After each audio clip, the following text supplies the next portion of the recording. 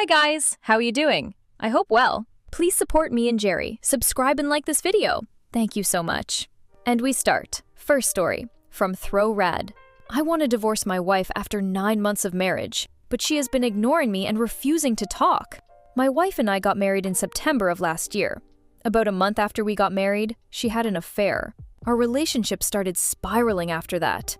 We argued constantly and struggled to move forward. What made it worse was that she lied about it until I caught her. I discovered something was wrong because of the app connected to her car, which showed the vehicle's location. One day, I noticed the car was at an unfamiliar address. When I asked where she was, she told me she was at work. I didn't say anything at the time. Later, I noticed the car at the same address again. I called her and asked where she was. This time, she told me she was at her mom's house. I confronted her about the lie, which led to an argument. A few minutes later, I saw the car leave that address and head to her mom's house. When she came home later that day, she asked how I knew where she had been. I told her about the car app. Not long after that, she admitted to the affair. A few weeks later, I noticed the password to the car app had been changed. When I asked her about it, she said she didn't want me stalking her. I told her that from my perspective, it looked suspicious, considering I had discovered the affair through that app. That conversation turned into another argument. Eventually, we decided to try therapy. During counseling, we discussed the affair and tried to work through it. She said part of the reason she cheated was because she felt I wasn't giving her enough attention or affection. There may be some truth to that, and I'm not going to make excuses for it. We spent about 4 months in therapy, but I couldn't get past what had happened. During the week of our final therapy session, I told her I regretted marrying her and that the affair had destroyed the marriage. She stopped speaking to me until the session itself. During the session, I repeated that I regretted marrying her, which made her angry, and afterwards she stopped talking to me again. I didn't make any effort to reach out either. For a while, we both just ignored each other. After a couple of days, I texted her, asking for a divorce. She never responded. She later came to the house, packed some of her belongings, and left. I followed up with another text, but again received no response. Since then, she has come back to collect more of her things. At this point, roughly 95% of her belongings are gone. My concern is that she still has not responded to any of my requests to discuss divorce. On top of that, the car is titled in my name and is insured under my policy. We need to figure out what to do about the vehicle, but she refuses to communicate with me. At this point, I don't even know what to do. Comments. User Simpson, she cheated, continues to cheat, and is now refusing to talk about a divorce. You don't need her consent to divorce. Consult a divorce attorney and do exactly what they advise. You may be able to get annulment, which will be quicker and less expensive than a divorce. I'm sorry this happened to you. Bucky said, OP. Once whatever guy she is seeing gets tired of her and she inevitably comes crawling back with excuse after excuse, do not take her back. This cycle would never end. I know you said you want a divorce, but the fact that you are waiting on her response makes me wonder if it's more about the threat than the follow-through, since you could file tomorrow without her even needing to know about it. Don't wait, just file. Riverat. What I was gonna say, you don't need her consent to divorce. Consult a lawyer or mediation to handle it, which would be cheaper and serve her papers. If she won't respond, text her mother that her daughter cheated, you want a divorce, and the car is yours. She needs to inform her daughter to return it. Last said, if the car is yours and she has it, give her a deadline to return it or you will report it stolen. Tell her she can either choose to handle things like an adult or make everything more difficult. Second story. My friend has accused me of stealing her boyfriend. Boyfriend had no idea they were dating. I have been friends with Carly since middle school. We lost touch after I moved out of state for law school, but our parents are still friends. I moved back to our home state last year when I graduated and met Matt. We bonded instantly, as we're both studying to be lawyers.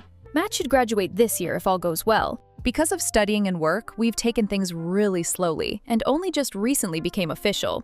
As we've gone official, I decided to invite him to my sister's 21st birthday party. It was a huge party at my parents' house back in my hometown. Both Matt and I work and live separately about an hour away. We'd been at the party for about an hour when Carly arrived with her parents. I was excited to see her, as I'd been meaning to get back in touch since I'd moved back. The timing had never been right. Well, Carly spotted us and hurried on over. I was surprised when she gave Matt a huge hug and asked him what he was doing at the party. Turns out they work in the same building, and Matt is friends with a few of Carly's friends. They've been out on group nights together a few times. I did the whole, "Oh, Carly, this is my boyfriend Matt" thing, and her face instantly fell. She looked furious with me and ignored me for the rest of the party. I sent her a message the next morning, asking if I had done anything wrong. Carly blew up at me and accused me of stealing her boyfriend, and I soon got several rude messages from mutual friends saying something similar. I met up with Matt and asked him what the hell was going on. I had assumed that once we'd made it official, we were exclusive. Matt had no idea what I was talking about. I relayed Carly's message, and he was even more confused. He said that he got on with Carly when they saw each other, but it had never been anything more than a friendship. He didn't think anything of them spending time together outside of work with friends, so that's why I didn't know he and Carly worked in the same building. It's been a week since the party, and I'm still getting messages from people. It's how I could do that to Carly. I've tried saying over again that Matt and Carly weren't dating, but it's falling on deaf ears. Even my parents have heard about from Carly's parents.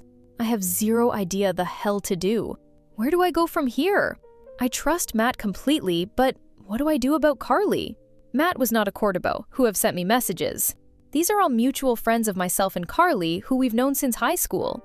None of them, as far as I know, have ever met Matt. None of his work friends who also know Carly have sent me messages. Also, I have spoken to Carly, and we are meeting up tomorrow to talk. Update. Well, I met up with Carly. They're not dating and never were, so Matt isn't a cheater. I met up with Carly this morning at a coffee shop in our hometown. She wasn't happy to be there, but I'm over her feelings after the past week I've had. I sat her down and asked her to give me her side of the story. I told her exactly what Matt had said to me and asked for her to explain everything. Carly met Matt last year, not long before I moved back to the state. A mutual friend in the building they both work in invited Matt to after-work drinks, and that's when they met. Carly thought he was cute and started flirting with him. Sidebar. Matt is awful at picking up flirting cues. It took weeks of me flirting with him until he realized and asked me out. This is something I always find amusing because Matt himself is really outgoing with a lot of charisma. No, they never spent any time alone together, apart from the odd run to a coffee shop near their building to grab lunch. I went through Carly's phone and there are no messages from Matt apart from ones in their group chat.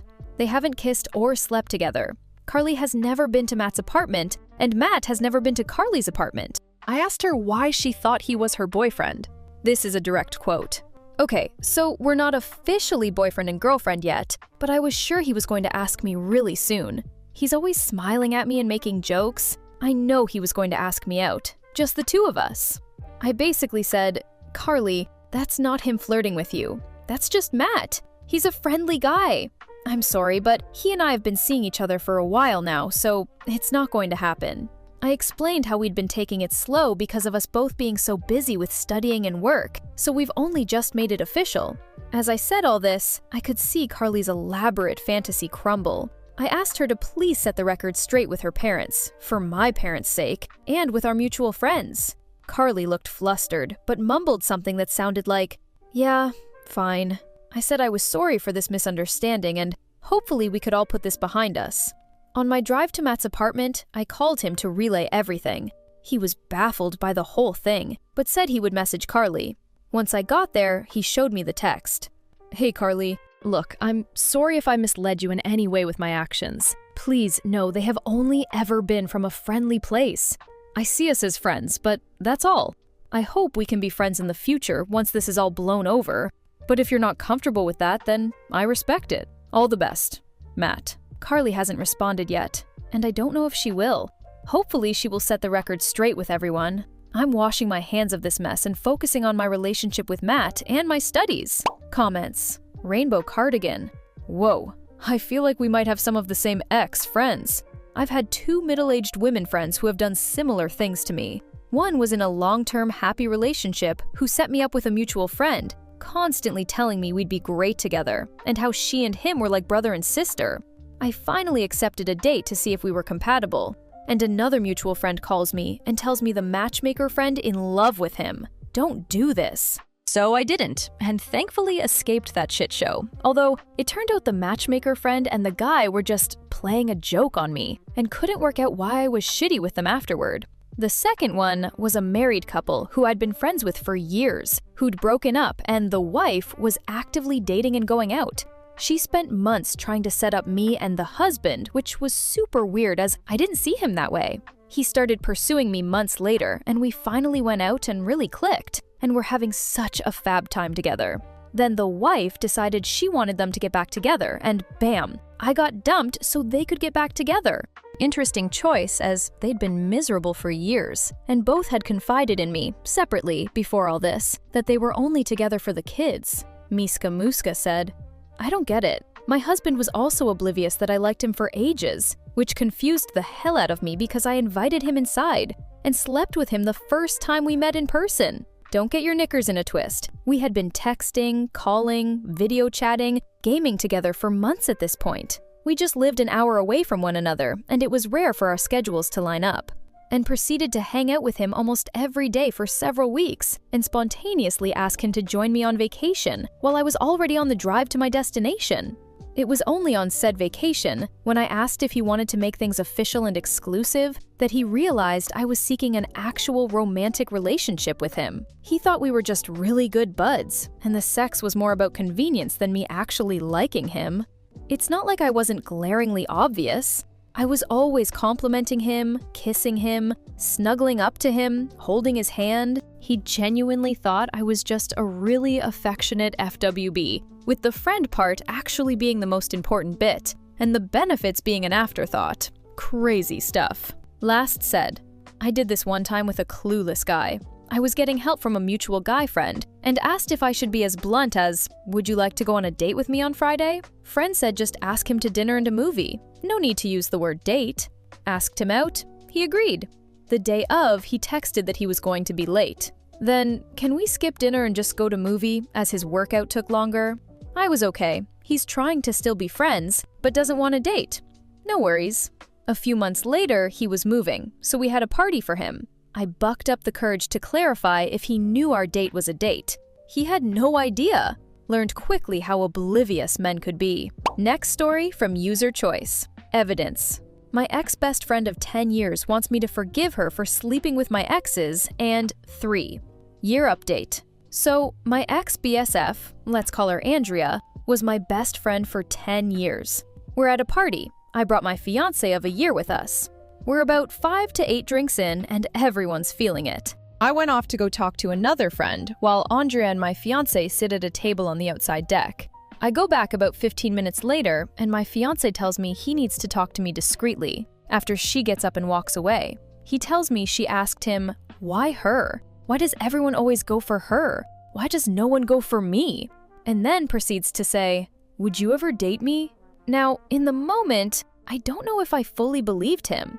About a year later, I have been broken up with my fiancé for about 3 months. I started hooking up with another guy I had known. We will call him Colby. One night, I threw a party, and it got kind of crazy.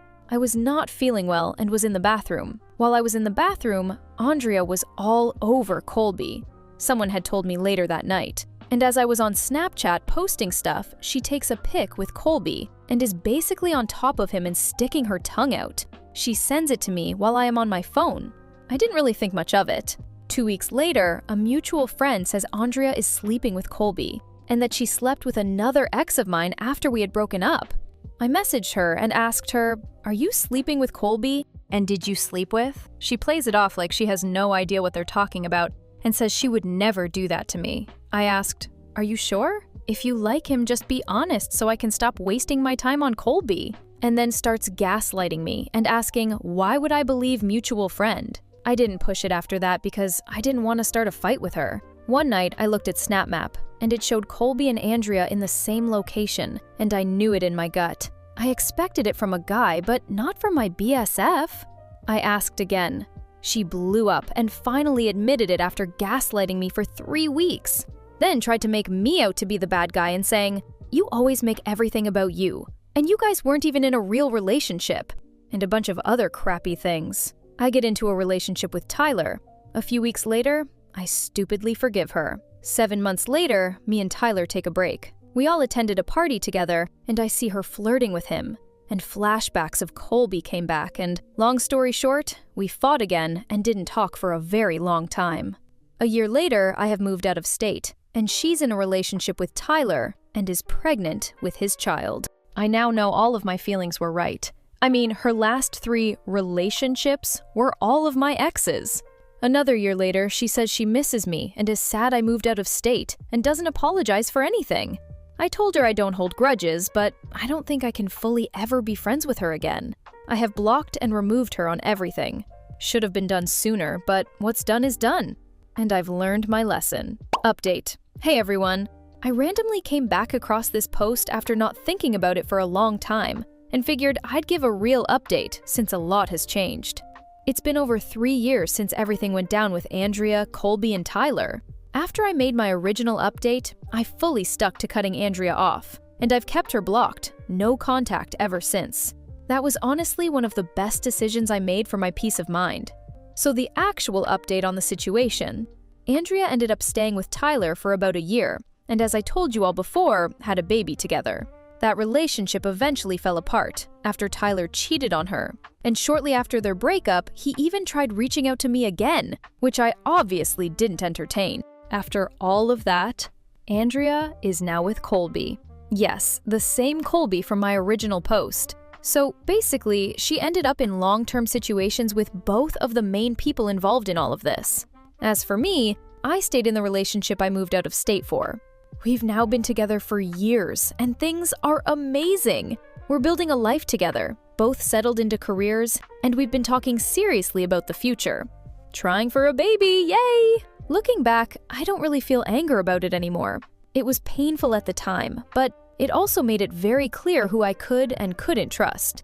Mostly, I just feel far removed from who I was when I wrote the original post.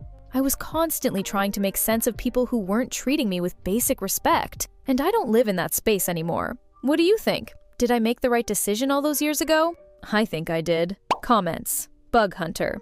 I would not have stopped myself from claiming relationships with all sorts of people to see how far Andrea would go. Loki said, either find the worst person you can and date him in front of her, fully letting him know why, of course. Or you would need to look closely at her family to see if she has any male blood relatives that seem okay-ish to go on a date with.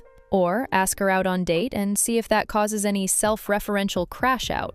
Honestly, at some point Andrea was just speed-running her friend's ex list like it was a collection. Wild that she ended up with Colby anyway after all that.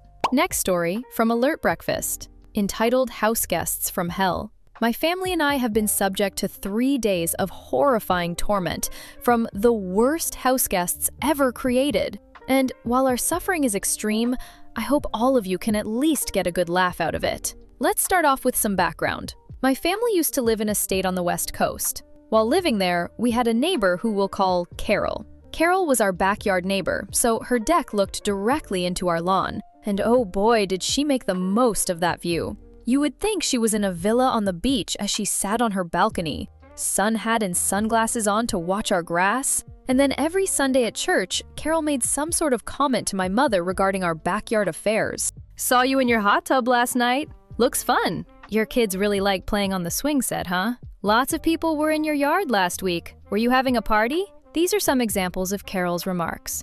My mother, being a normal and private person, was not a fan of Carol. To combat the constant snooping, my mother researched the fastest-growing, largest coverage trees she could get in our state and planted 8 of them along the fence line to block Carol's view.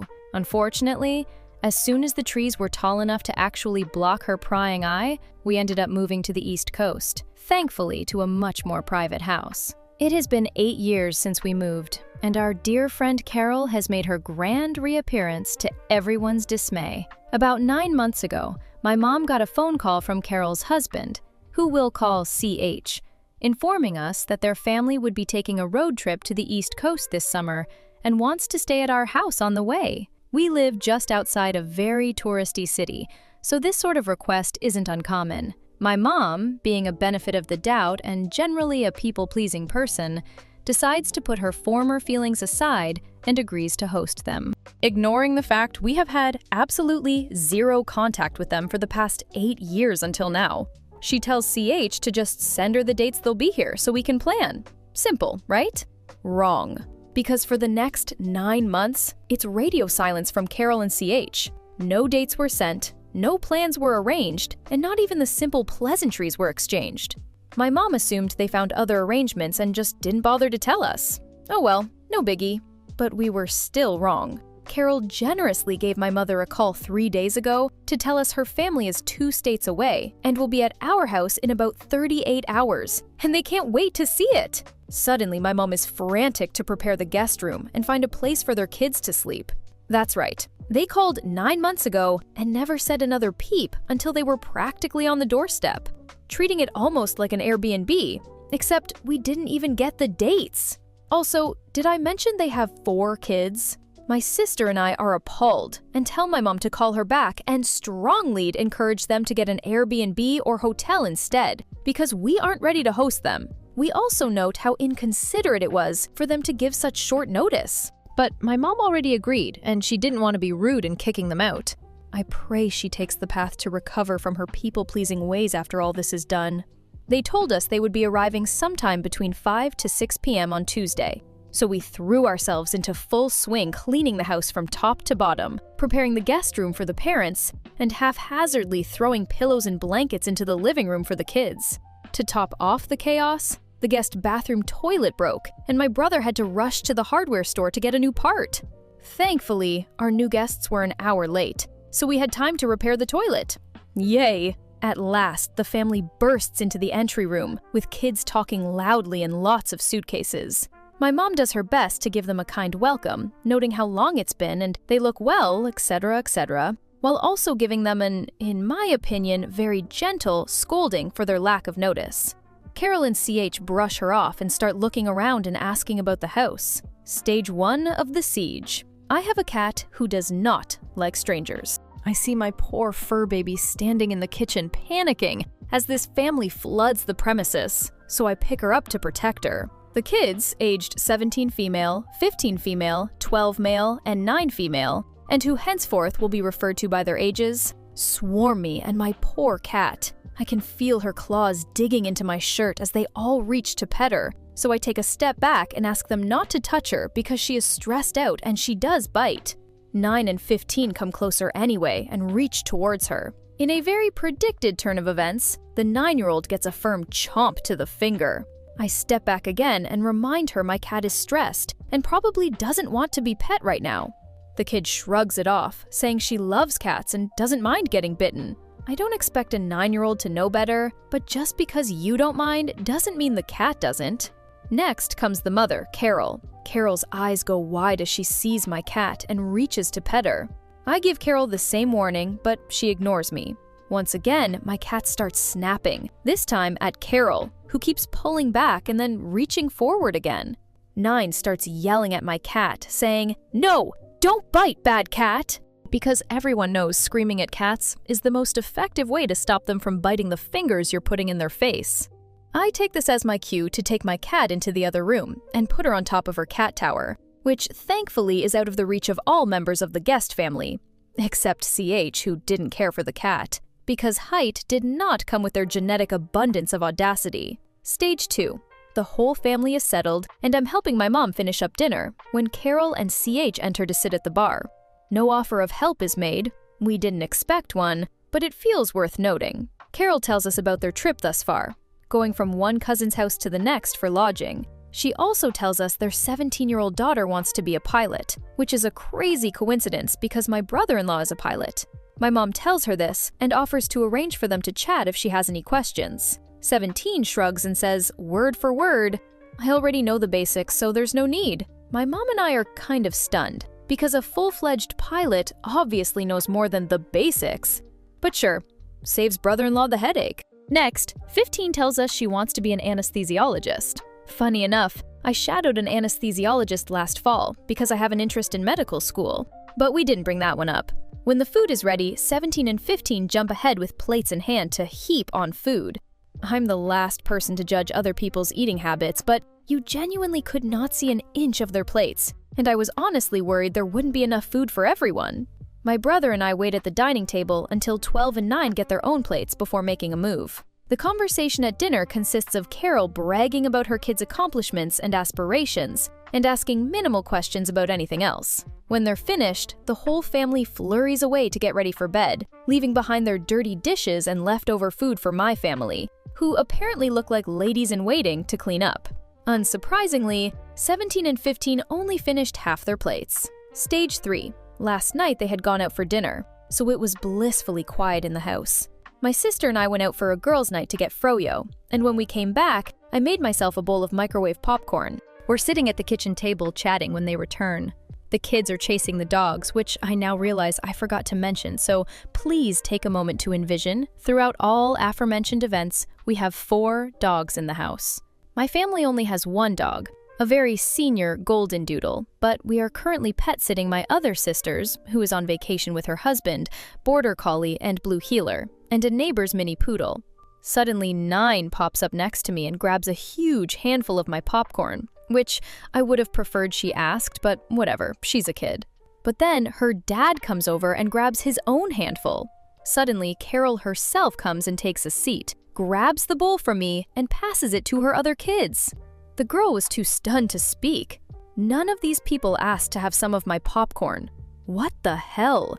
Like, actually, I decided it wasn't worth it and went up to my room to escape the confrontation. Stage 4. When Carol called 3 days ago to inform us of her arrival, she said they would be staying from Tuesday night to Thursday midday. This lovely Thursday morning, my mother noticed their stuff was not packed, nor did they appear to be packing, so she asked them around what time they were planning on leaving.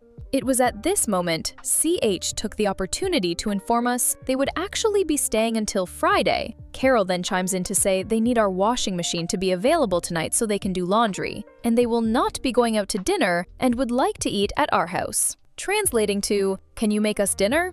My mom is fuming at this point and blowing up my sister's phone with grievances about these crazy people, and I just have to laugh at it all. My sister and I are both encouraging our mom to tell them they have to get a hotel tonight because they only said Tuesday to Thursday, or sending them a Venmo request for all the food they've eaten, with a small surcharge for their accommodations. But sadly, we know she won't do it, and can only dream about it. My mom has a lot of good friends from our old neighborhood, and is afraid Carol will spread bad rumors about her if we confront her. But I think her friends know Carol well enough they should understand. Anyway, here's some ending anecdotes to highlight some of the more enjoyable conversation topics my family and I have endured. CH mansplained what the Louvre is to my mom because she's never been to Paris, so how would she know? Carol informed me about Australian culture and how Australians think because I mentioned I just got back from a trip down under to visit one of my best friends. Important to note, neither she nor CH are Australian in any capacity. Told my mom, who is currently working on her PhD in psychology, that high-functioning autism isn't real. Explained in detail to my sister and I how cool the museums in our city are and how important it is for us to see them. We know. We've been many times, LMAO. And finally, Carol corrected me on the pronunciation of one of my friends' names. It's not a complicated name. Like Sophia level, it's genuinely 4 letters. I was gagged. Honestly, my whole family is so done, and I sense a group share circle with ice cream in the near future to recover as soon as they all leave. And I hope my mom takes this as a lesson to stop allowing loose acquaintances to stay with us and limit the space to only real friends. Anyway, I hope you all enjoyed this shit show. That's all for now, but they're here another 24 hours, so I'll update if anything else wild happens. Update. Last night, my mom made a very simple and easy dinner for our family. The family we were hosting, as previously mentioned, was also expected to be there, but to the shock of at this point no one, they didn't show up. No call or text. Fortunately, their absence from the dinner table gave my sister and I the perfect opportunity for our intervention. Our mother began complaining about the family's antics, and my sister tried to explain how unacceptable it is for them to treat her like this. I added that we should not have let them stay the extra night, but what's done is done, and we can only go forward and never repeat this mistake. I told my mom she needs to set clearer boundaries, and that it's unfair to her for these people to blatantly use us for a free stay and trample all over her. She got really defensive, and argued she's just being kind and, "Sorry, I'm just a sucker." My sister and I tried to explain that she can be kind to others while also being kind to herself. She was not happy with us and said there was nothing she could do about it now. My dad also chimed in and told us we had to take the high road when my sister and I suggested we confront them so my parents don't have to. So yeah, not much success there. The guest family came back around 9 p.m. and kept quiet all night. Then they packed up and left before 10 a.m. this morning. Thank God. No drama as they were leaving either, thankfully. After they left, my mom was in the living room straightening pillows. When my sister walked in, my mom said, "They're finally gone," in an excited tone. And dear reader, this next moment shocked me to my very core. I wish I was kidding, but in the very same breath, she informs us she has invited our extended family to stay with us for Thanksgiving. Jojo, have you learned nothing? At the house in which already resides myself, my parents, my sister, her husband, and my 2 other brothers, bringing us to a grand total of 19 potential people in a 5-bedroom house. Lord have mercy. My mom is beyond helping. My sister had a long debate with her on how bad of an idea that is. She suggested hotels, Airbnbs. We have another uncle who lives 30 minutes away they could also stay with. My mom had none of it. They're her family, so they have to stay here, she says. I think I'm going to move in with my best friend that week to escape it all. My sister is already looking at hotels. LMAO. And as for my brother and his fiancé, they're looking at going to his fiancé's family instead. It's a free-for-all for everyone else. I almost feel like we're preparing for the Hunger Games. 5 months till the reaping, everyone. Good luck. I wish I had more to say, but I'm still speechless. Just appalled at it all.